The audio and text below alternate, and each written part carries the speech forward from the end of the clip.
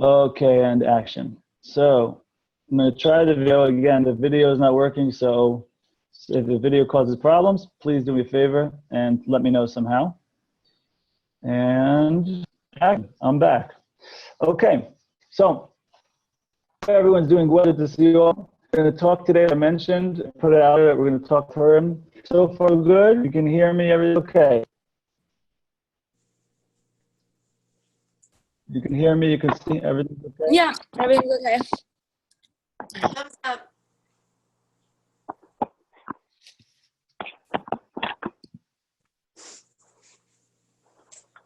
Okay, well, I can hear you just now, so I'm going to assume that that was a problem. So how are we doing now? You hear me better now? Yeah, we can hear you. Okay, was it a problem before, or it's better? It's better breaking up for me a bit. It's breaking up for me, but I'm on the other side of the country. I'm in Australia, so that might be it. The other side of the world. Okay. Yeah, I'm eating my breakfast. Good. Good morning. Good morning. If it's breaking up for you, try shutting off your video and then see how it goes. Okay. It could be the audio going better. Okay. So you just gotta try. Right. It makes a huge difference sometimes. Okay. Hey, Rabbi, are you still in America? No, I'm not in America. I'm in Israel now. Oh, great. Okay. So that's also, yeah. Okay, Evan, when you talk, it's tough to hear you. Apologies. I don't know if I think there might be something with your connection. I'm not sure because other people are coming in a little bit clearer. So, at least on my end, I don't know. Cool. So here we go. Evan, I'm sorry I missed you in America. We should stay in touch next time. Hopefully we'll get together, or maybe we'll see you over here. Yeah, definitely. Wow. Cool.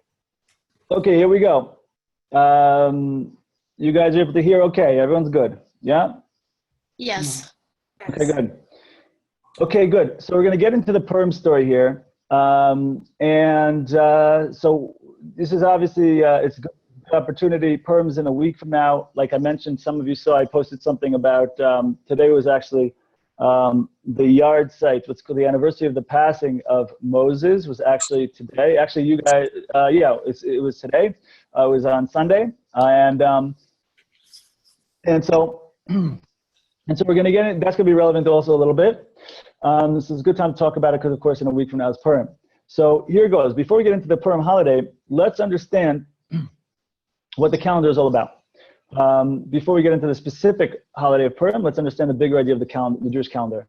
Right? The Jewish idea of a calendar or holidays in general, really every month has its own energy. Every month has its own particular path to coming close to God. Now, the truth is all of these paths can be used at any time, but the idea is that just like in a season, there are certain avira, a certain atmosphere, a certain climate that's in the air. So every month, spiritually also has a climate, has a certain energy to it, right? And so it's good to know what the path is that we're looking for, the way we're looking to connect. So I mean to say, like, for example, Rosh Hashanah, Yom Kippur time is all about returning to God. So of course, returning to God is a good thing to do any time of the year. Any time of the year is a good time to do that. But specifically during the specific time that the gates are kind of open for that, during the time of Rosh Hashanah and Yom Kippur, right? To give a not so happy idea is during a time of, let's say, Tisha B'Av, right? Which we didn't learn about just yet. But Tisha B'Av also, which is a time known for Jewish mourning. So that's a time where people are, because in the 9th of Av, which is a date in the Jewish calendar, around that time is a time, well, that particular day is the day that both temples were destroyed back in the day, meaning about approximately 500 years apart. And so that particular day is known, that particular day around that time is known to be a time that is kind of, the energy is in place really for difficulties Jewishly. So some people don't fly around that time. Certainly there's idea not to go into the ocean during that time. That's also because of mourning. We don't go. So every time of the year has its own particular path to getting close to God during that particular time, right? We had Hanukkah a couple of months ago. That was a time of getting to light in the darkness. We had Tu B'Shvat approximately 3 weeks ago, which is a time of rejuvenation and getting from a place of darkness to building on on a glimmer of light and things like this. So, right, because that's what Tufat celebrates, like the budding of the fruits. That means even when you think everything's dead, really even there's life. And so it's a whole concept and how that works for us in our own personal development. So, so what we want to look at.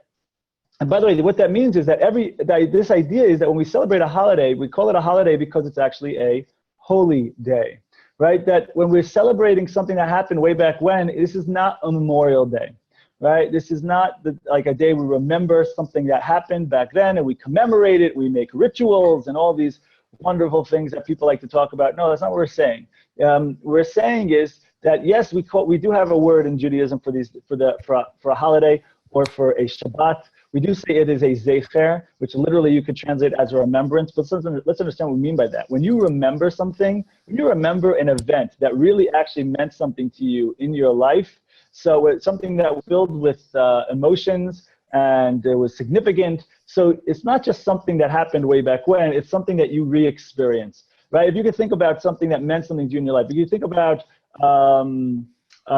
maybe for those of you who are married or who have been married. We actually have someone in our group getting married tonight, by the way. If you remember Melissa, she hasn't been on the last couple of weeks, but week one she was here. She was very talkative. She's actually getting married tonight. So we wish her a mazel tov and everything should go well. But if something like a marriage or a near-death experience, to show the other side of the right, near-death experience, right? So you think back to that event, you start to feel the feelings of that event, right? You re-experience that event to a certain extent.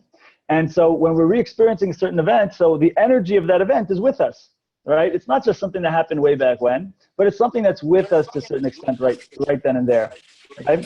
And this is really the idea of a zecher in the Jewish calendar, a remembrance, where it's really a re-experience of the holiday. So it means to say, whenever we're hearing the holiday, sorry, whoever just came in, we can hear you. Put in the, what do you call it? Put in the earphones, please. So, whoever just jumped in, Evan, I think that might be by you. Sorry, wait, hold on. Someone, we hear your audio in the back. We hear you. Yeah, okay, no worries. Sorry. So just mute yourself. No problem. Just mute yourself just mute. Okay, whoever it is, just mute yourself or put in earphones or whatever. So the idea of a zecher is this concept of the experience. We have a holiday, it's a re-experience of that energy is in the air, right? And so when we're celebrating Purim, it's not just we're commemorating an event that happened way back, but the concept is that this is with us today, that this energy of Purim is with us today. So what exactly is the energy of Purim, right? And that's really the relevance of the holiday. We don't want to just hear about the history of the holiday, which is good, and it's important to know the history. But more important is, well, what relevance does this have to me today? And so that's what really we want to get to. And so one way that we can get into the essence of what the holiday is, first and foremost, is take a look at the name. In the name of the thing lies the essence of the thing, like we've said many times, right? So Purim is from the Hebrew word, is actually, so if we look at Purim, we see that the word means lottery. And we're going to see that there is a lottery in the story of Purim. And we're going to talk about that when we go through the story. But more importantly, we want to know, why is it that this is the name of the holiday, right? Like the word for a name in Hebrew is shame. That's how you say name in Hebrew. But shame is related to the Hebrew word sham, which means there, because in the name of the thing lies the there of the thing. In the name of the thing lies the purpose of the thing, the goal of the thing, what it's really here for, what it's really all about. And so if I want to understand what something is, it's all hinted in the name, right? And by the way, for all the Jews out there that don't have a Jewish name, this is a good indication of the fact of why you should have a Jewish name, because it gets to the essence of your particular path, your particular unique life mission. So let's get into the Purim story a little bit. Let's hear the story, and then we're going to pull out some of the lessons and the relevance and how it's at play even with us today, right now, in the year 2017, or more accurately, in the year 5777, which is the year in the Jewish calendar. Okay, so here goes. Are we ready? How are we doing? You guys are hearing me okay? Yes. Yep, very clear. Yep, all Okay, good. Awesome, good. So I'm not going to mess with it. I'm not going to try to turn the video as much as I'd like to. So I don't want to, there's a male principle, M-A-L-E. There's a male principle that states if it ain't broke, don't fix it, right? That's a male principle, by the way. Women like to fix things that are broken with a separate conversation. But fine. Okay, here goes. So the story of the Purim story starts out that there was a party. There was a party going on. There was a king back in, back in the day in Persia. So there was a king, and his name was Achashverosh. And he threw a party for the entire kingdom. It says that he basically ruled, if I understand correctly, he ruled from India to Ethiopia. He ruled a good chunk of the quote-unquote known world at the time. And we start out, he's throwing a party. And by the way, when Persian Empire throws a party, it's not like some of you guys are in college. It's like, oh, let's have a what do you call it, a frat party or one of these things. And yeah, that's fun. These guys know that's nothing. That's child's play. These guys, he was throwing a 7-day, 24-hour-a-day times 7 party. You understand? And now listen though, here's the problem. And he invited everyone. All the Jews were supposed to be there, and he even made it kosher for the Jews. And so meaning to say that it could be the food was kosher. Certainly, what was going on there was not all that kosher, right? But here's the bigger kick. The bigger kick was, well, what was the party in honor of? What was it celebrating? So if we look, we see that there was a prophecy. And by the way, let's understand, this is going back to the time between the first temple period and the second temple period. And there was a prophecy that the second temple, after the first temple was destroyed, there's a prophecy that the second temple would be built 70 years later, okay? And at that point, Achashverosh, the king of Persia, thought that 70 years had passed, and so the prophet, and he saw that the temple wasn't rebuilt, and he was celebrating the fact that the temple wasn't rebuilt. Now, here's the thing. I don't want to get into the specifics, but if you look in the Talmud, it explains the miscalculation that Achashverosh made of how he managed to mix up exactly what the 70 years were, and he didn't exactly get it correct, and the truth is he was off by a number of years, if I'm not mistaken, about 11 years.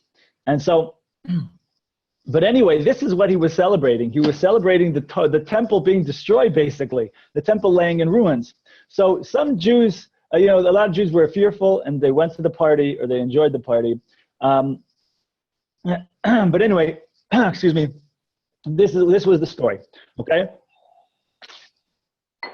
So at this party, the king summons his queen Vashti, okay?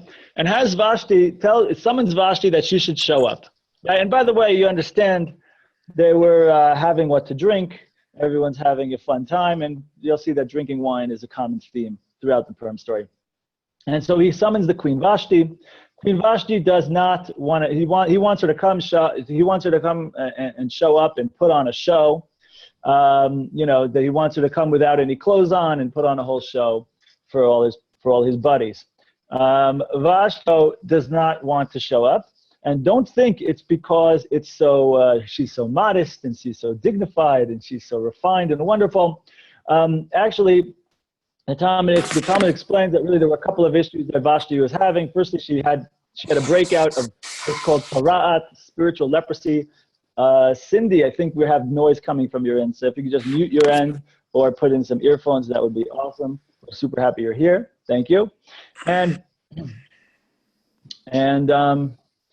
so that was one issue. There was spiritual leprosy. Also, there's an idea, the Talmud states that she grew a tail, or an angel put a tail on her. What does that mean, that she had a tail? Does it mean literally? Is it conceptually? Not important for now. Suffice it to say that it wasn't because of her upscaled, refined dignity that and tzniut and modesty that she didn't show up. Rather, there was some physical issue going on that she was embarrassed of. By the way, all the more so that what goes around comes around. Vashti was known for trying to embarrass and degrade the Jewish women, that she would have Jewish women clean up the palace without any clothes on. So, what goes around comes around. Vashti being demanded to show up without any clothes, and she basically refuses demand. So anyway, Could I stop the you? king, yeah, go ahead. Wasn't she of royalty descendant where Yes. Ahasuerus was not? Yes, Wasn't that a factor? Yes, that's a very important factor to what's about to happen, which is Achashverosh is about to put her to death, right? But throughout the story, and I'm glad you mentioned this, Bob, I was going to mention it a little bit later, but I'll mention it now. Throughout the story, it's important to know that all along, Vashti is descended from Nebuchadnezzar, right? And and so the point is, Vashti was from royalty. Achashverosh was an outsider. He married into royalty. And so some people happy Achashverosh married. He was an outsider, and people are like, oh, here's a guy who has made it, and he can get things done, etc., and do things, and he'll do things for the common man and all that. There was another approach, which was, guy's an outsider. Who the heck is this guy? He doesn't belong. He's an imposter, right? So there was this kind of feeling that, so Achashverosh always has, and you'll see throughout the story, he always has this feeling going on that, like, he's feeling inadequate, or he's feeling judged, or he's feeling insecure, very thin-skinned, and you'll see, and if you want to make comparisons to certain characters from modern day times, you'll very much be able to do that in this story. Anyway, so that Achashverosh in this story goes ahead and Vashti refuses. And so Achashverosh proves he's thing, right? The queen's refusing the thing. He has to show that he's in charge. Again, so he kind of, overreacts with the encouragement of a guy by the name of Haman, which we'll talk about in a couple of minutes. But he overreacts and off with her head. And so now Vashti is killed, and Achashverosh wakes up at the end of his drunken stupor, right? And he says, what happened here? Oh, shoot, Vashti's dead? Oh, well, I got to find another queen. So what does he do to find another queen? He decides what? He's going to throw a beauty pageant. That's right. I can't make this stuff up, right? Achashverosh so he goes ahead, he rounds up the soldiers, he rounds up he gets his army to round up basically all of the women, in particular the women who have never been with a man, and he rounds them all up to try them all out. And this takes a lot of time, because apparently there's a lot of women in this, if it was the city or the country. And sure enough, there were many people wanted this opportunity, right? I mean, it's your opportunity for your night with the king. Right, and not only that, you could even become queen, with great honor. So some people, I'm sure, and the king wanted this opportunity. Many people, in particular the Jews, tried to hide the women, tried to hide their daughters, right? But of course, many of them still got snatched up. One of those gals who got snatched up was a gal by the name of Hadassah. Hadassah, otherwise known as Esther. Okay.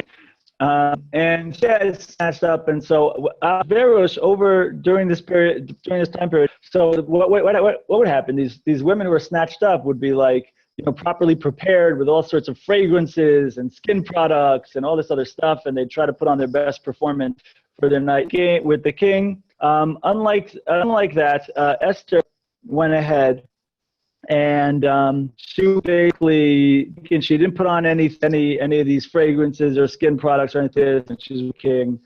She didn't move. She basically laid there, as basically considered like a rape.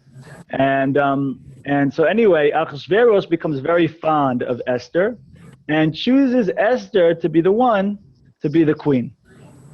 Okay? So now Esther becomes the queen. And one of the reasons why her name is Esther, by the way, is because Esther is from the Hebrew word haster, which is hidden. And one of the ideas is that she hid the fact that she was Jewish from King Achashverosh. Okay? Now, the next scene picks up in the Megillah, in the scroll of Esther, Megillah Esther. The next scene picks up where there was a couple of people named the Bigsan and Teresh. Bigsan and Teresh were standing somewhere outside the palace, or perhaps even in the courtyard of the palace, and they're talking some foreign language, right? But they're talking amongst themselves, and there's a guy there by the name of Mordechai, right? Mordechai, a Jew, and Mordechai was part of a group called the Anshe Knesset Agadola. He was what's called one of the people of the Great Assembly.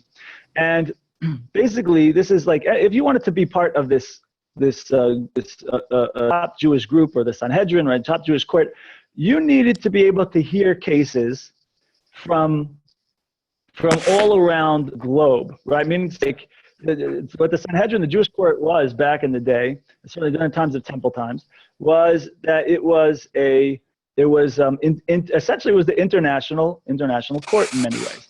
And so And so if you want a person, a Jew who wanted to be a court, he didn't just have to be one top expert of Judaism or Jewish law, right? He also needed to be very well aware of all of scientific knowledge, or really all knowledge in the world. And part of that was really he needed to know all of the languages, all the languages in the world. And so Mordechai, being a part of that court, he knew all 70 languages in the world.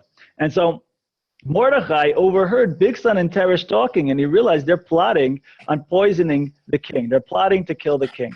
And so Mordechai speaks to someone. He has contacts in the palace. He speaks to people in the palace. And sure enough, they manage to catch Bigsan and Teresh, and they catch them in the act. They catch them trying to poison the king. And so essentially Mordechai saves the king's life. Okay? Now, and Bigsan and Teresh are put to death. Okay. Now, later on, there was a guy by the name of Haman. Okay? And Haman was an advisor to the king. And Haman gets his status elevated, and very happy about this. He gets elevated as being very close to the king. And Haman goes, he's very pumped up about this. He goes home, and he's on the way home. But on the way, and everyone's bowing to him, you know, and he loves it. Except there's this one Jew, Mordechai, who won't bow to Haman. And so Haman is like, gets furious, right? And he comes home to his wife, Zeresh, and he tells his wife, Zeresh, that there's this one Jew who will bow down. By the way, just to get a little psychological point here, just goes to show you, like, what you focus on becomes your reality, right? Because he could have come back and tell Zeresh, hey, I just got elevated to be, almost second in command almost. But no, he doesn't say that. He says there's this Jew who won't bow down to me. Like, that's what he's focusing in on, yeah? So, sure enough, Zeresh says, oh, you know what your problem is? It's these Jews. You should get rid of the Jews. Kill the Jews. And so Haman comes back to the king, King Achashverosh, and says to King Achashverosh, hey, king, there's this separate and scattered people among our kingdom. I say we should get rid of them. And not only would I say we should get rid of them, I'll pay you for right to get rid of them. Okay, and listen how they are talking about this. Of course, the king really has control of everything. He could actually just take everyone's money if he wants to. But the king says, keep your money, and you can have these people too. You can get rid of them if you want. And so Haman's very excited about this, and he decides, okay, what day should I get rid of these Jews? And so he draws lots. However he does it, he picks straws, whatever. He makes a lottery, right? And of course, this is why Purim is called Purim, based on the fact that there was this lottery, right? We're going to discuss more about that, okay? But we'll discuss it more in the end, the importance of this. But he draws lots, and it turns out he picks out the day, the 13th of Adar, the 13th of the month of Adar. Now, Haman's very excited about this because he knows that Adar is the month in which Moses died. And so he thought, this is good energy to get rid of the Jews. The month that Moshe died. Right? First, what Haman did not know is that's also the month in which Moshe was born. Right? Moshe died on the 7th of Adar. He was also born on the 7th of Adar. Right? And by the way, this is just a little point in Jewish concept, that there's an idea in Judaism that a person lives a full life. So one of the ways we see that they live a full life is that they die on the same day that they were born. That's a sign of completion, right? So whether it's full for the good, or God forbid, full, totally complete the other way, there is this idea that a person who lives a full life in that way, a complete life in that way, they die the same day they're born. Okay. So Haman goes ahead. Whoever, I don't know where that noise is coming from. Haman goes ahead and he sends out edicts, right, saying that they're going to kill all these Jews, or I should say the king does it. I forget if it's Haman himself or with the signet, maybe with the stamp of the king, something like that. And he sends out like scrolls, little edicts all over the empire, all over the Persian Empire. And in there it said they should kill, get rid of the Jews, But it also, there's a message saying not to open up this edict. He says, do not open up this edict until the 13th of Adar, right? Or right before the 13th of Adar. So sure enough, these edicts are sent out, and so while the rest of the empire doesn't really know what's in these edicts, but in Shushan, in the capital of Persia, where of course the king is and Haman is, and where this whole thing is happening, Mordechai is there. So there already the murmurs are getting out a little bit. People are hearing about what's going on, but the Jews of Shushan can't get the message out to the rest of the Jews throughout the empire. And there's a bit, and everyone's getting, the Jewish people are getting quite worried. There's some rumors going around. Nobody knows what to make of it. And so Mordechai gets a message to Esther and says to Esther that now is the time to act. And who knows, maybe this is why you were in the situation where the king went ahead and chose you to be his queen. And so Esther's kind of worried about it, and she's not sure, she's afraid, because if you go to the king, right, she goes ahead and goes towards the king and goes to be with the king when she wasn't summoned. So if the king's not happy to see you, so he could put you to death right then and there. And that says, Esther, listen, if you don't go to help, to save Jewish people, so then salvation will come from a place.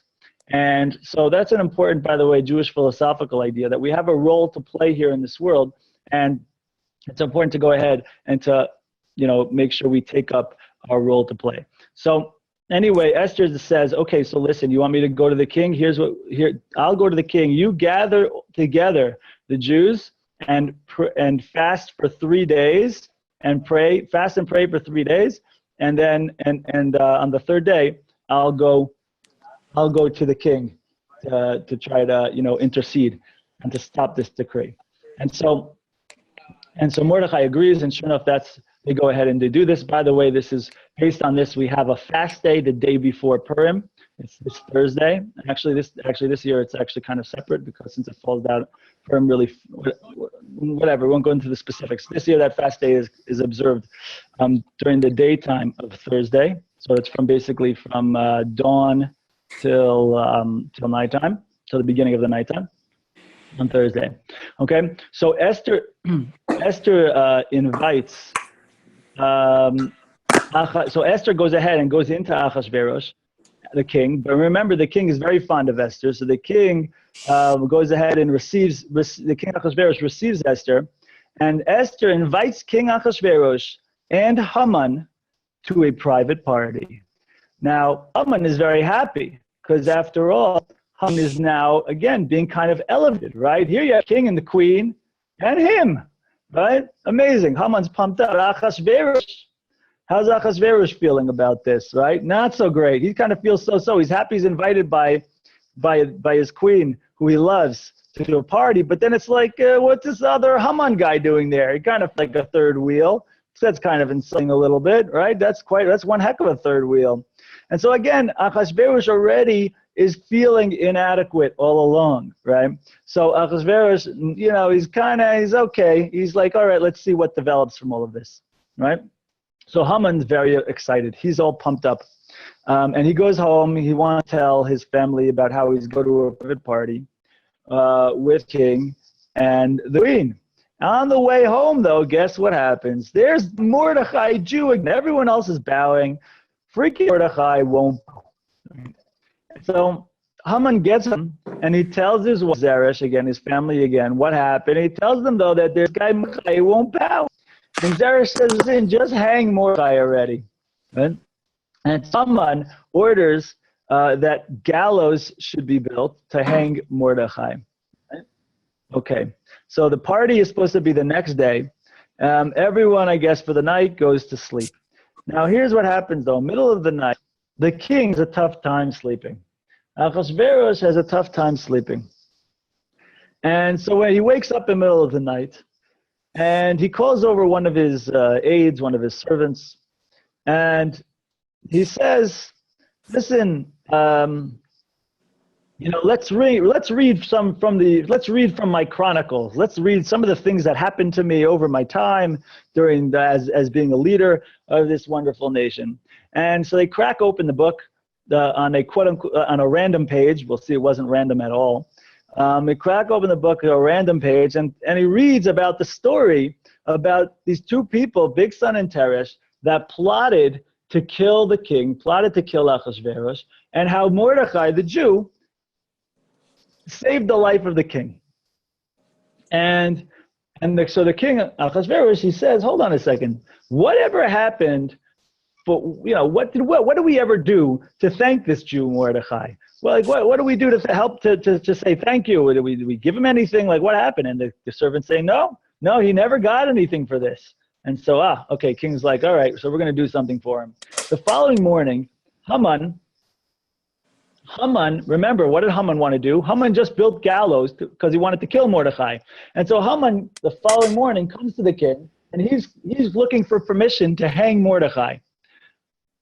But what happens instead? As Haman walks in, the Achashverosh, the king, says to Haman, good, I'm glad you're here. Right? It's like straight out of a Disney movie. Good, I'm glad you're here. Let me ask you a question, Haman. What would you do? What do you think should be done for a person who the king wants to honor? And so Haman's thinking to himself, who does the king want to honor? Me, right? So he says, here's what we should take out royal garb, dress this person in royal garb, and put him on one of the king's royal chariots, one of the king's royal horses, and have another esteemed officer lead around that horse, making a declaration, this is what is done for a person who the king wants to honor. And Achashverosh, great idea, Haman, great idea. So here's what we should do. Take the Jew Mordechai, put him on, give him king's robe, and put him on one of the chariots, one of the horses of the king, and you go ahead and lead Mordechai around and make the declaration that this is how the king wants to honor. This is what happens to somebody who a king wants to honor, right? And so sure enough, Haman, he could see kind of like where this is going now, right? So sure enough, he takes Mordechai, he dresses him up in his royal. Yeah. I'm so sorry Hello? to interrupt, Amanda Lane. I'm sorry, but someone doesn't have their mute on, and it's so distracting. So anybody who's not on mute, who's making noise and doing stuff in their background, please put it on mute. Please, pretty please. Thank you, Amanda. So sure enough, so he starts taking them, right? He takes around, Haman starts to take around Mordechai, and so of course this is a big disgrace for Haman. His whole family sees it and the whole thing. And the Talmud even says even more than that happened. They tried to dump something on. They thought that Mordechai was the one leading around Haman. They dumped something on. They dumped something from like a rooftop, and it turned out it was Haman that it landed on because he was the one leading around the horse, not Mordechai. Anyway, so after this episode, so now it's time for the party, right? The party between Achashverosh and Esther and Haman. And so at the party, Esther says to King Achashverosh that there is someone who wants to genocide my people. And Achashverosh can't believe it. He's like, what are you talking about? And by the way, this is a big question that the Talmud discusses and other people discuss. Like, how could it be that the king doesn't know what, like, there's a genocide scheduled in his calendar with his approval, right? A separate conversation, different answers are given to this. But anyway, the story goes, so Haman says, okay, who is it? And so Esther says, well, it's this terrible tyrant called Haman. And so the king is starting to feel that he's being undermined. Remember, he feels insecure all along. And then there's also an advisor there to the king named Harvona. And Harvona chimes in and says, yeah, this guy Haman, by the way, this guy Haman just built gallows to kill Mordechai, to kill the guy who saved your life, right? And so, all right, and so the king has heard enough, and the king says to hang Haman on the gallows that he just built, right, to kill Mordechai. And so Haman is hung on the gallows, and also Haman's sons are hung on the gallows because they were also involved, of course, in trying to kill the Jews. New edicts are made to be sent out throughout the country, throughout the empire, saying that the Jews should be given the means to defend themselves against the previous edict that was talking about getting rid of them. And so in general, though, the empire starts to hear about what's going on, and they see that there's a turning. They see that it becomes clear that the story is being turned around, and that the Jewish people are being strengthened. So many people throughout the empire, many non-Jews throughout the empire, are strengthened. Many of them convert, or many people, what's called in the scroll of Esther, they're mityahadim, right? To be a Yehudi is to be a Jew. So they're mityahadim. They make as if they're Jewish, right? They do more Jewish activities. They come to defend the Jews. Some of them convert. They become more Jew-like, if you will. And so of course, still people wanted to kill the Jews, but the Jews are very much strengthened. And many of the people who wanted many of the anti-Semites, the people who want to kill the Jews, many of them are killed out. In particular, I believe that the Scroll of Esther says 75,000 people who wanted to kill the Jews were killed themselves. Actually, more than that, another 500 just in the city of Shushan alone. And so this is the story of the salvation of the Jewish people on Purim. Okay, who's with me so far? I have a question. That was great. Good summary. Awesome. Thank God. Okay, question. Go ahead. Yeah. First of all, excellent telling of the story. That's one of the best I've heard. Second, could you elucidate a little bit more on the 10 sons? Was it 10, I think? Yes, 10 sons, yeah. Yeah. What exactly was their role in it, and how much were they involved, and why were they chosen to be executed as well? Okay, well, it would seem there isn't much said in the scroll of Esther itself. Really, we don't hear much about them, but it would seem that they were basically almost like Haman's closest advisors and affiliates and things like this. So it's like, imagine you have someone. Let's just talk America. Imagine you had someone who's the Secretary of State. Yeah. So we don't hear much about the people who are with the Secretary of State, right? But with you have to assume the Secretary of State has also, his 5 or 10 closest people who he works with on whatever the projects are, right? Who are in the same mindset as him, and they're all colluding together for a particular purpose. So it kind of sounds like these were Haman's kids, were his people, and it sounds like so they with Haman. When Haman goes, we got to get rid of these. That whole party needs to go. Well, so what I trying to understand a little bit about that was it truly that they were involved, or was it extra punishment for Haman that his family would be executed just as far as I know, the understanding is that they were really, a good question. As far as I know, the understanding was that they were involved. Like you see Zeresh, his wife, encouraging him, get rid of the Jews, get rid of Mordechai. She's encouraging them. She's definitely, in Jewish, in the stories, and we sing a song after we read the Megillat Esther on Purim night and Purim day. We read over something that's usually a lot of synagogues, they sing it, and also Zeresh, the wife of Haman, is also included in that she should be cursed and whatever. So because she was a big part of trying to get rid of the Jews. So it would seem that the sons fall into that category as well. It's not just Haman should be punished. So part of the punishment is going to kill the kids randomly. No, it would definitely seem the understanding is that they were a real part of it. So much so that when we read over about the killing of the 10 sons in the Megillah, in the Scroll of Esther, because we mention each one of them by name, and we don't want to spend time on it. We speed through it. It's them all one, which is not easy to do. Try it out, especially because those names are actually very complicated names. They're not simple names like Haman. They're long with 4 or 5 syllable names on them. So, but we speed through it all in one breath, because the idea is that this whole party should be blotted. Because let's understand who Haman was. Haman was from this group, from this nation called Amalek, right? And Amalek in general goes back all the way to Bible times, goes all the way back to the story when the Jewish people left Egypt.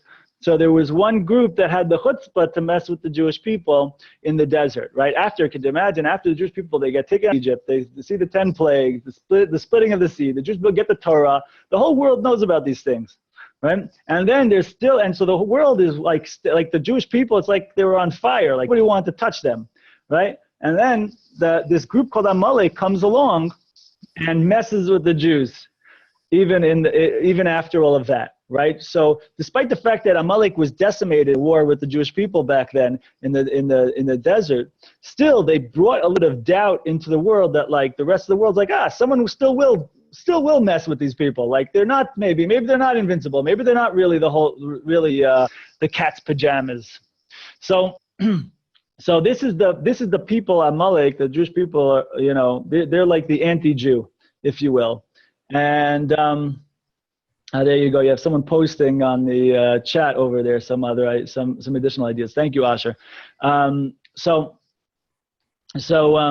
we have to understand this is where Haman is coming from, right? Amalek, which is the nation that Haman is from, is also that word. Amalek is the same numerical value, right? Each letter in Hebrew has a numerical value. And we draw connections between things based on when two numerical values match up between two words. So Amalek is also the same numerical value as the word in Hebrew suffix, which means doubt. Right? Because that's what they are as a nation. If the Jewish people are supposed to bring God clarity and consciousness to the world, Amalek is like the anti-Jew. They're trying to bring questions. They're trying to bring doubts. So that's really who Amalek is, and that's really who Haman was, and that's really who his kids. So that's what they're about. They're always trying to get rid of either the Jewish people or the Jewish message. Yeah. Okay. Weren't we supposed to kill all of the the Amalekites, and we didn't, and that was the punishment? I don't know what was the punishment. What do you mean punishment? Didn't God tell us that? We are supposed to get. Yes, we are supposed to get right. Supposed to kill them, and we didn't do it. Yes. So this happened. You could say that this story. Yeah. So this story, right? You can say that this story happened because because there was a remnant of Amalek that was left out years earlier. But that's already a whole other story in Tanakh involved, which is like to go into that story already. You want to do a whole course in Jewish history. I understand, which is great. But we don't have time to go into all of these stories right now. So I could pick up the beginning of the Purim story and try to make it as succinct as possible. But yes, all this is true. Amalek, and right nowadays, either you could say Amalek is gotten rid of, but certainly his ideology is not around, and certainly you can make the case that Amalek is still around, just not as a coherent nation. Certainly the ideology is still around. They say that the German nation, when they become unified, actually says in the Talmud, and the Talmud talks about the Megillah, about Purim. It talks about that watch out for Germany when it's united, because when it's united, they're gonna go out to destroy the entire world. And of course, we saw that. And with this ideology of trying to get rid of the Jewish people. So, anyway, so there's more to be talked about that. But again, I'm trying to keep it as succinct as possible. Okay. So thanks, though. Thank you, Bob. Others. Anybody else questions, thoughts, ideas, or shall we go on? Because I want to give over also some of the messages of Purim story as well, what we can take from it. Anybody else want to chime in or no? Okay, fine. So moving right along, l'chaim everybody, by the way. Okay, so there you go. So so let's understand a little bit. First, let's start with the name Purim, because that's the question we started with. What's the name Purim have with it? Okay, so of course we mentioned the lottery, that there was a lottery about which day Jewish people was going to take out, try to essentially perform a one-day genocide of the Jewish people. And so, but there's more to it than that, right? Lottery is, and before we get even to the name of Purim, actually, I want to point out a difference here in the Purim holiday versus, let's say, for example, the Pesach holiday. There's something very unique about the Purim holiday. Okay, the Pesach, like if you look at the difference between Pesach holiday, Passover holiday, and the Purim holiday, there's a stark contrast in how the Jewish people were saved. right? In the Pesach holiday, Jewish people are taking out Egypt, like we mentioned a couple of minutes ago, with all sorts of outright miracles. Water is turning to blood, hail is falling from the sky with fire, right? Which is a connection, of course, because fire melts snow, right? The sea is being split. You know, like big time grand miracles are being seen by everybody. Purim story, what was the miracle of the Purim story, right? There was no outright miracle of the Purim story, right? Matter of fact, it's quite the opposite. We see that the Purim story consists of a bunch of different, seemingly random, natural and political events, and that's exactly the point, right? That's exactly the point of what we're celebrating on Purim, right? Is that our goal as Jews is really to go from the concept of the Pesach story to the concept of the Purim story. Matter of fact, even in the Jewish calendar, a lot of times a lot of people think that the Jewish calendar begins with Rosh Hashanah, right? And that's true on an internet. We really have two calendars in Judaism. It's the same calendar, but the beginning points and the end points are different. Meaning to say, according to, right, people like to say that that Rosh Hashanah is the Jewish New Year. But it's not really true. It's the international New Year according to Judaism, right? The Jewish New Year really begins with the month of Nisan, which is next month, right? The story of Passover, right? Because that's where the Jewish people as a nation get kicked off when they leave, right? That's when they get their start. When they leave Egypt, that's when the Jewish people are considered to now be a nation. When the Jewish people come out of Egypt, so that is the beginning. The beginning is we see God outright, but the ultimate purpose and goal really is that we should come to the end of that cycle, the end of that yearly cycle, which is this month that we're in now. Adar, where the Purim story is. Because the Purim story is a story, Purim means lottery, right? Lottery is known as the game of what? A game of? Chance. Love. Chance. There you go. Chance. I was looking for the word chance, but lots would be true also. Right? Game of chance. But the point is, of course, that in Judaism, the idea is that we should go from Pesach, where we have outright clarity of God, through outright miracles, but the point is that we should learn from that and realize that God is running the show over nature, right? So Pesach, we hear about how God rules over nature and runs the show over nature, right? Comes full circle to realize that even in the natural, God is the one running the show, right? And so the word in Hebrew for the Hebrew month of Nisan, which is where the Pesach story takes place in that month, right? That word that word Nisan, that month is from the Hebrew word nes, which means miraculous, right? Whereas the month we're in now with the Purim story, Adar, is Aleph Dar, right? The Hebrew letter Aleph, which means one, which in Judaism, what's one? God. And Dar is like the word in Hebrew dira. Dira is an apartment. So Dar is to dwell.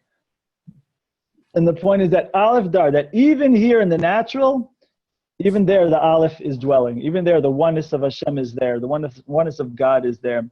And that's really the point. The point is that we should learn from big miracles of Passover and take that with us for the natural world, for the natural events of Purim, right? By the way, we read over the Purim story. I just told it over, right? Like whatever it was, 20 minutes or half hour. And we read it over in the scroll of Esther in the synagogue, and it takes 20 minutes. And we think like, oh, this happened in a few weeks. Like, no, these were events that took place over a period of about 12 to 14 years, right? Which means that there was a lot of other stuff going on that we don't hear about, right? The Megillat Esther, the scroll of Esther and the Purim story is selecting the things that were purpose, or that are needed, the different events that needed to happen in order for us to understand the Purim story. But there's a bunch of other stuff going on too. The point is that we need to understand that it's about seeing God in the quote-unquote random, seeing God in the lotteries of life, seeing God in the natural, seeing God in the political. Really God in the show also within nature. So it's not a question of whether something's in the miraculous category or in the natural category. Really, it's all miraculous, and it's just revealed miracles versus hidden miracles, right? And that's the idea also. The word for the natural world in Hebrew is hateva. Hateva is also the same gematria, same numerical value as the word Elohim in Hebrew, which of course is one of the names for God. And so, of course, by the way, this is one of the reasons why we wear costumes and masks on Purim, because the idea is what Purim's all about is how a God masks himself within nature. And so this is the energy of the time, right? This is the energy of the time. It's about getting to God hidden, getting to God even in natural, even in the random, right? And so that's why, according to, right, I had a teacher when I was young. I had a teacher who at this time of the year would enter the lottery, right? Would enter the lottery. So that's a thing to do. You could enter the lottery, right? I never heard a story about how he won, but the point is there's a Jewish idea now to enter the lottery. This is a time for Jewish success in the natural, things that seem random. Also, it's brought actually in Jewish law that you have, if you have a court case, if you have to have a court case around this time, try to make the court case fall some point in this month of Adar, because this is a time, again, where for us to see God's hand and to see good things happen, even in hidden or more natural or random ways. And by the way, also one of the words for coincidence in Hebrew, the word for coincidence or happenstance is mikra. Mikra. Mikra is also the same letters, if you switch them around, as rak me Hashem, only from God. Because anything that we think is a coincidence, really there is no coincidence. What Purim's all about is getting to God in the quote-unquote coincidences, right? And the point is that this is the energy of the time, right? That this is the energy of the time. So we should be looking at this. We should be aware of this idea and drawing strength from it always, of course, but especially now, especially during this time of the year. And so much, though, that we see, I'm old enough to remember that there was a war, I believe it was in 1991. There was a war, maybe some of you have heard of, called the Persian Gulf War. Now, during the Persian Gulf War is a very scary time in Israel, right? You don't hear about much, and that has to do with the story I'm going to tell. But the Persian Gulf War is a very scary time. If you recall, Iraq invaded Kuwait, and then the Americans and others wanted to stop them. And so what does Iraq do in order to try to get back in America? So what do? They drop bombs on Israel, right? So sure enough, during that time, it happened around this time of the year, January, February time, and 39 Scud missiles during that time landed in Israel. Now, Israel is considered to be a very densely populated area. In particular, the bombs dropped on Tel Aviv, and 39 bombs dropped, and 0 people were killed directly because of that, which is unconscionable to imagine that, right? Just show you the difference. They shot one missile into Saudi Arabia at some American base. 33 American soldiers were killed. Okay, here in civilian area in Tel Aviv, 39 missiles dropped. 0 Jews died directly because of that, right? I think one guy had a heart attack when he put on a gas mask wrong or something like this. But nobody died directly because of the missiles that were dropped from Iraq, right? And actually so much. And by the way, people think like, oh yeah, you know what the problem is? The Arabs are a bunch of idiots, right? Or aren't the Jews lucky? Right? They couldn't get the Arabs met up. No, there's a story that was told after the war was over. There's a story that's told by one of the generals high up in the Israeli army. He went on TV, Israeli TV, and he tells a story.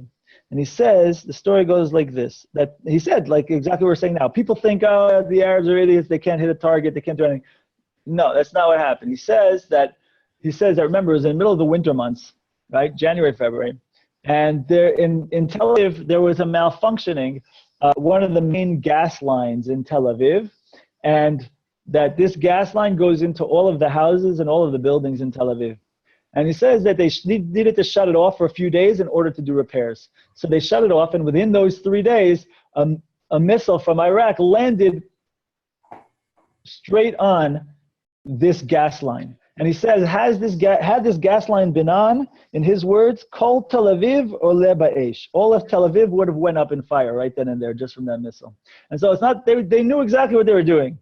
Right? They knew exactly, and you could say, okay, it was lucky for the Jews, it was coincidence, right? Or you can understand that there was a hand of God involved in that particular salvation. And why am I telling this story? Well, because the Persian Gulf War ended Erev Purim, ended the day before Purim, right? So that's the energy of this time, right? Could you imagine what that Purim was like in Israel? It must have been amazing.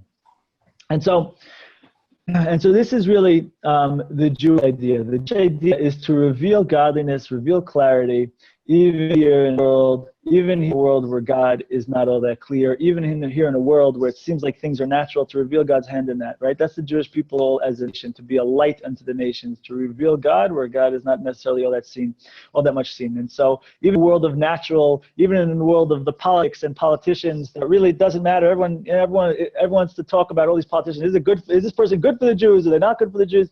Well, of course, we don't rely on miracles, and so, go ahead and cast your vote. But really, in the end of the day, it's going to be based on, where we're at spiritually is going to determine what's going to happen physically.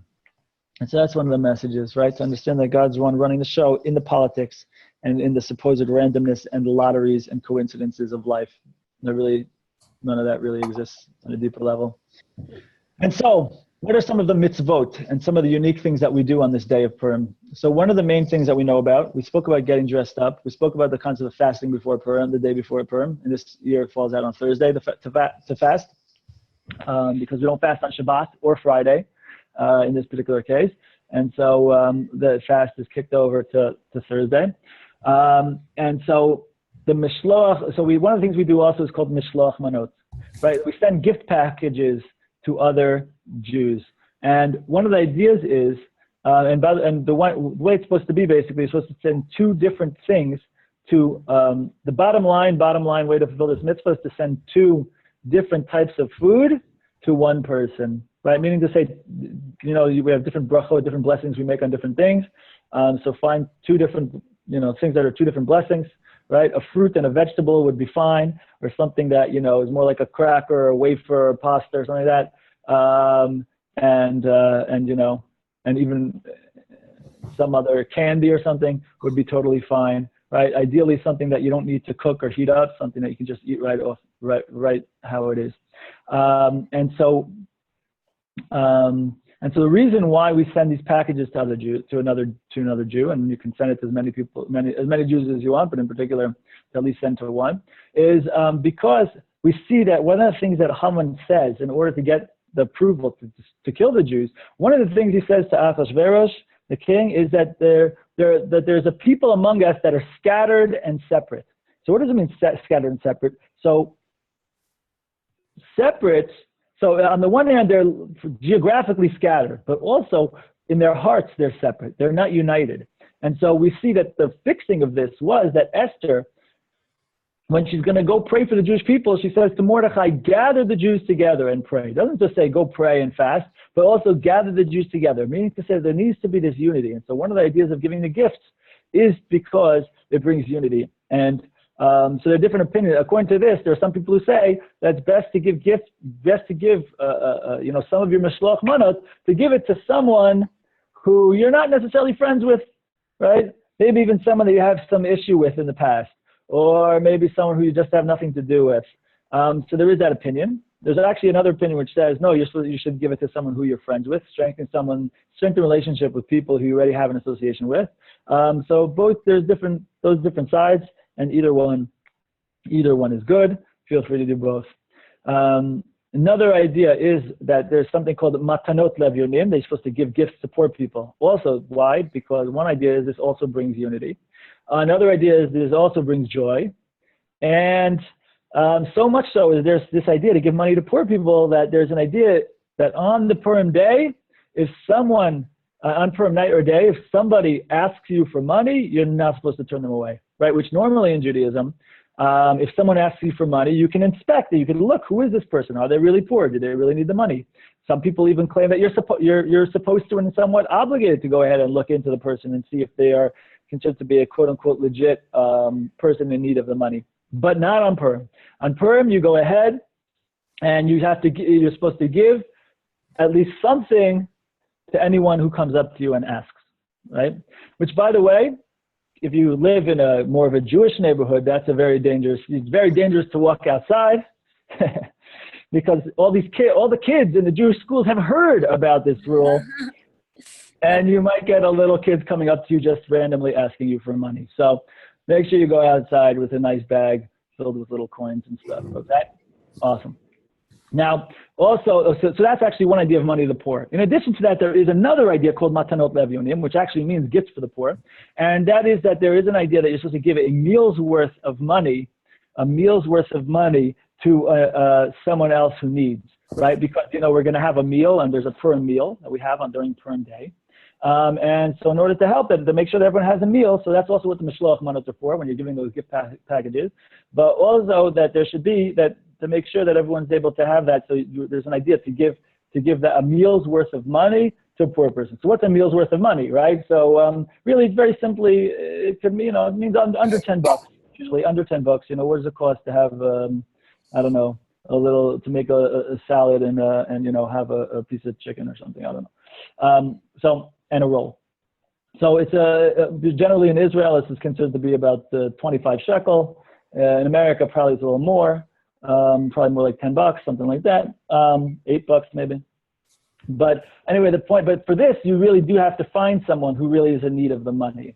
And so in a lot of Jewish communities, there'll be rabbis who will collect. And the point is that this is something that's supposed to be given, but definitely received by the person on that day of Purim. So probably Chabad has something online that you can actually send them in some money and they'll take care of it for you. Or if you live in a Jewish community, good to find a rabbi who will help you to fulfill this mitzvah. If anyone wants to fulfill it, actually for me it won't work because in Jerusalem Purim is actually a day later. Actually, we could talk about that right now. There's an idea that Purim are really walled cities, in particular because Shushan was a walled city, and we find that they carried out a further day of getting rid of the enemy, and so they celebrated a day later than the rest of the people. So walled cities, which Jerusalem is considered to be a walled city, actually celebrate Purim the day after the rest of the world. So, for example, the vast majority of the world celebrates Purim this year on Saturday night, Sunday. Jerusalem celebrates Purim Sunday night, Monday. Okay, so you should, if you're in Israel, which I don't think anyone else other than me on this call is, but just to let you know, if you're in Israel, so you should make sure that you're sleeping at least in one of those places, both of those nights. So you can go celebrate in both places. You can have a marathon Purim. This year we have a marathon Purim, right? Because Shabbat goes into Purim, so everyone we have we have a big Shabbat and everything. It's a big party for a good 3 days. But in general, whatever, I won't go into the specifics of the laws of celebrating Purim in Israel and Jerusalem and all of that. It's more confusing and not really relevant for people who are here. So let's not go into that right now. Now, also, last point is that you might have heard that there is an idea in Judaism in Purim to get drunk on Purim. But as a matter of fact, the Talmud says that a person should get so drunk on wine that they don't know the difference between blessed is Mordecai and cursed is Haman, right? Blessed is the hero of the story, cursed is the villain of the story, right? And all of a sudden, when it comes to this law, all of a sudden everyone gets very, very religious, right? And they say, it's like, okay, am I drunk enough? And then they say the line, hold on, blessed is Mordecai, cursed is Haman. Oh, no, apparently I'm not drunk enough. Pass me another glass, right? And so we should understand a little bit about the idea here. There you go. So we should understand a little bit about the idea here of you find Judaism is obsessed with wine. I don't know if you noticed that whenever there's a special Jewish event or a Jewish holiday, you find wine is at play, right? Wine is involved. And so one of the ideas there is that wine is something that is hidden within the grape and needs to be brought forth. And so similarly, anytime we have any spiritual event or a spiritual time, we have wine because wine is the example, the physical example of that which is within and needs to be brought out. And so what's within this physical world that we need to bring out and bring forth is spirituality. So wine is like the physical example of spirituality. And so therefore we find wine is involved in sanctifying sanctifying either events or things throughout Judaism. So like, on a marriage, wine is involved. At a Brit Milah, circumcision, there's a cup of wine. And when we make Kiddush on a holiday or on a Shabbat, there's wine, right? And so the idea is that it's connected to that which is spiritual that needs to be brought forth. So much so that the Talmud says that nichnas yayin yetze hasod, that when the wine goes in, the secret comes out, right? And by the way, this is true to the point that the word for wine in Hebrew, yayin, and the word for secret in Hebrew, sod, are the same numerical value, the same gematria, because wine is connected to this concept of secret. What's secret here in this physical world? Spirituality. So wine is connected to this concept of spirituality. Wine is the physical example of spirituality. And so the idea is on Purim, we're supposed to get so drunk that we don't know the difference between blessed is Mordechai and cursed is Haman. Why? Matter of fact, by the way, those phrases in Hebrew, Baruch Mordechai and Or Haman, blessed is Mordechai and cursed is Haman, those two phrases are actually the same gematria, the same numerical value. Because why? Because they are two sides of the same coin. Meaning to say, you can only be as blessed as Mordechai in a world where you could be as cursed as Haman, right? And that's the idea, of course, in Judaism always, is that we're here in the world given opportunities, given choices, and that means a real alternative. You don't have a real choice unless you have the real alternative. And so the point is on Purim, and during this meal on Purim, which is when we're supposed to get drunk, right? Some people start early the night before, right? Again, I told you, people are very religious when it comes to this mitzvah, but really the idea is to get drunk on wine during the meal, which is during the day. But the point is that we're trying to get back to that place of unity, that place of oneness, that place of hiddenness, which is that place where really it's all one, right? And so the point is that we're getting back to that point, and where blessed is Mordechai and cursed is Haman come together. Come together as one, because really at their core, that's one. And so we're able to appreciate that, and we're kind of be living in that space of paradox, if you will.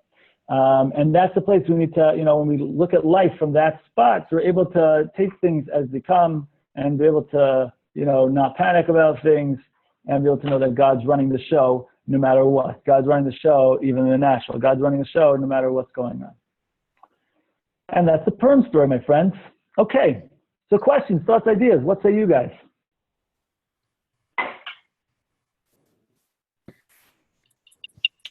Yeah, I really enjoyed this session, Rabbi Eli. Thank you so much. Your story was just like, I agree with Bob, one of the best Purim stories I've heard. And just I learned a lot. I can't believe I had never heard about the 39 bombs going off in Tel Aviv. I mean, really what a miracle in the hand of God. Just, I really enjoyed this session. So thank you. My pleasure. Absolutely. Thank you. And for your kind words. And I'm super happy that you're here. Anyone else want to chime in? Thoughts, questions, ideas, whatever you'd like. I have a question. Go ahead. So what happened after the Purim story? Oh, very good. So what happened after the Purim story was that things got back to normal, I guess. Mordechai's status was elevated. Esther lived out her life in the kingdom. Afterwards, though, Esther had a kid. His name, if I'm not mistaken, was Darius. I don't know in Hebrew, Daryavish, but in English, Darius. And that person had a kid named Koresh. By the way, if you notice, Daryavish was actually technically Jewish, right? But he had a kid named Koresh. And Koresh, otherwise known as Cyrus, he gives permission, he becomes the king, and he gives permission for the Jewish people to build the temple in Jerusalem. And then they go and they build the second temple. And that's when a guy named Ezra and a guy named Nehemiah become the leaders of the Jewish people in Israel. And sure enough, they bring a bunch of people over. A bunch of people come back to Israel. But interestingly enough, they were not necessarily the most righteous or most connected to Judaism. The truth is that 70 years of exile between first temple and second temple really did a lot of damage to the Jewish people and their spiritual level. So they brought, but a lot of people came over, and at first they start building up the land, and then ultimately, after a while, though, the leaders of the Jewish people, Ezra and Nehemiah, managed to turn the Jewish people back towards Judaism and towards religion, but it took a good 20, 25 years before they even tried to do that. And then anyway, the Jewish settlement in the land of Israel gets strengthened. After Ezra and Nehemiah, there's another leader of the Jewish people called Shimon HaTzadik, Simon the Righteous. And then a little while later is when the whole Hanukkah story happens, and the Jewish people, so, you know, again, like Bob's question, you can't go through all of the Jewish history right now, but essentially, things got a little bit back to normal. Mordechai's status was elevated in the kingdom, and he was an advisor to the king and you know, the Jews were okay. For a while. For a while, of course. Always for a while. You're welcome. Thank you for the question. What else you got? Questions, thoughts, ideas? Anybody? Yeah, I have a question. So the idea of energy of the time, how you were explaining, you know, like each of the months have a different energy. Is that a Kabbalah thought, or is it like or is that kind of accepted in like all of Judaism? It's definitely a Kabbalah thought, but I mean, it's hard to differentiate in terms of Kabbalah and quote unquote Judaism. Again, like we've spoken about in the past, Kabbalah is a deeper level of understanding of Judaism and Jewish thought. So this is definitely something that's dealt with more and talked about more in Kabbalah, and certainly in Hasidic teachings as well. So you'll hear about it more there. Let's put it that way. You'll hear about it more there. In general, other groups that don't really want to deal so much with the Kabbalistic stuff usually are more of the mindset of let's not get like distracted with these other ideas. Let's just focus in on what we're supposed to do. You know, there's also another idea, like astrology in a way. Yeah, so that's where I was actually going to go with it a little bit. I was going to say it's kind of like that, where also in many times Judaism, a lot of people within Judaism say not to get into that stuff, but why not? It's not a question of whether it's true or not. It's a question of the relevance to my life and the way I can get caught up in locking myself into a box, right? Because if meaning that you know, people can get into this whole thing like, oh, I was born in this time of year, or the stars say whatever they say, and therefore that's what I'm stuck with. And the problem is that according to Judaism, you're a holy soul of God, and the truth is that if we activate our higher side of ourselves, if we live the way we're supposed to live, so we operate beyond those limitations. We operate beyond the energies and the, you know, astrology, astronomy, whatever. The truth is we operate, if we do what we're supposed to do, we live beyond that. And that's what the Talmud says. The Talmud says that ein mazal b'Yisrael. There's no constellation for the Jewish people.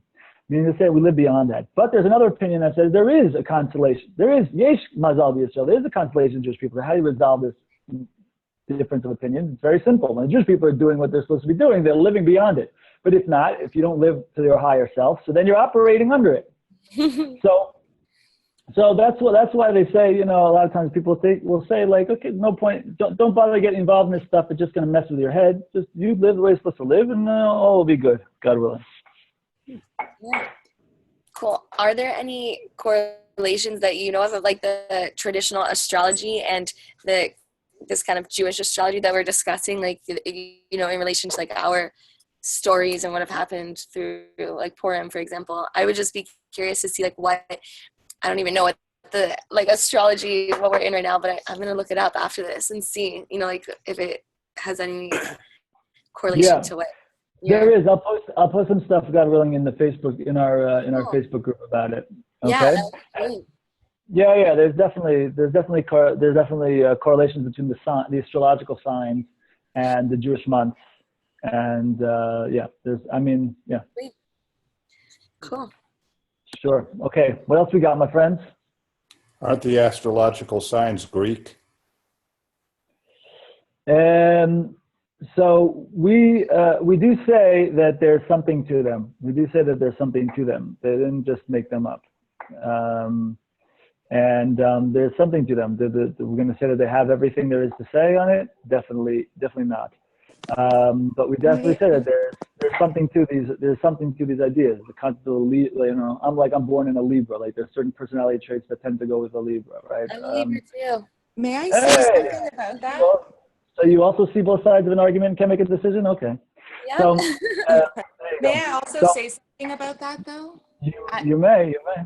I'm actually, I'm so happy to be in this course. And when I took this, I wasn't sure what I'd be getting, but I've been actually studying around that since I was last in Israel. For the last 2 years, I've been focusing on the calendar and the energy around the calendar and how it connects to Torah. And it is actually all, in fact, I understand that we should definitely, what you're saying about the stars and how we can be above the stars, and that's 100% true. And I've seen all the arguments about Ein Mazal and Yesh Mazal, and I just think I even have developed yoga in my life that I know a lot of people have done before me around the alphabet and how it connects to because each letter of the alphabet made one of the months. So the traits are actually really amazing, and it's actually not at all connected to any other culture but Judaism. And when I learned that Avraham, who did the Sefer Yetzirah, which is the first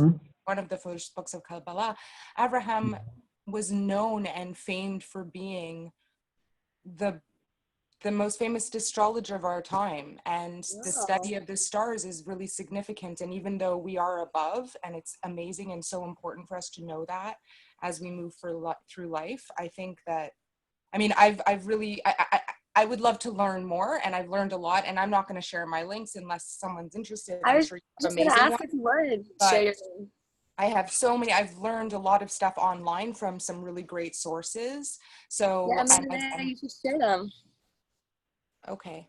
Well, if Rabbi, if you're okay with that, I would share some, but I just wanted to say that I think it is important to have the balance, but it has drawn me closer to understand how significant. I've heard some shiurs that literally changed my life, and it actually connects really well to quantum physics. So there's stuff in Kabbalah and based in the stars, and Moznayim, which is Libra, is huge. Moznayim is the month that actually coordinates with so many things, numerology. I mean, when we go into the numerology, when you go into the gematria, never mind when you think about what holidays, what chagim happen at that time, about the balance and about, future and past. It's so deep, it's so insane, and it's so what got me into the idea of Kabbalah in the first place. And I agree, it's Torah, but I couldn't let this subject go without saying I'm super passionate and have literally been trying to balance my meditation, my yoga, everything around harnessing the energy, not believing that there's anything that's controlling me, but at least harnessing the amazing energy that is cyclical every year that we're facing. That's the idea of the importance of knowing. The way you're expressing, I think, is really perfect. That's the idea of knowing what these time periods are about, is the idea that the gates are particularly open in this at this particular time, right? So and so you're, like you said, to harness the energy of the time, and I really like how you said that. And so obviously you want to post whatever you want to post, go right ahead, b'vakasha. Sounds good. I'll be happy to take a look at it myself as well. But this is, whatever, you said a lot there, but I liked it. So I don't know. I don't remember. I had some stuff I wanted to say about what you said, but I don't remember what it was anymore. But yeah, good stuff. Thanks, Amanda Leah. My pleasure. Thanks for listening. Sorry to go on so much. No, it's all good. I'm sorry. I lost my train of thought, what I wanted to say. Cool. What else we got? Anyone else want to chime in? I'd be curious to hear what Gerald Schroeder has to say about astrology. All right. So ask him. I will when I come. Good. And that's right. We're going to see you soon. Yeah. What else did I want to say? Astrology, astronomy. There was something I did want to say. All right. Doesn't matter. Don't remember anymore. Okay. What else we got, my friends? All right. Very good. Good. So I hope people enjoyed. I hope people gained. I hope you got something out of this, out of the story and the meaning and relevance for our time.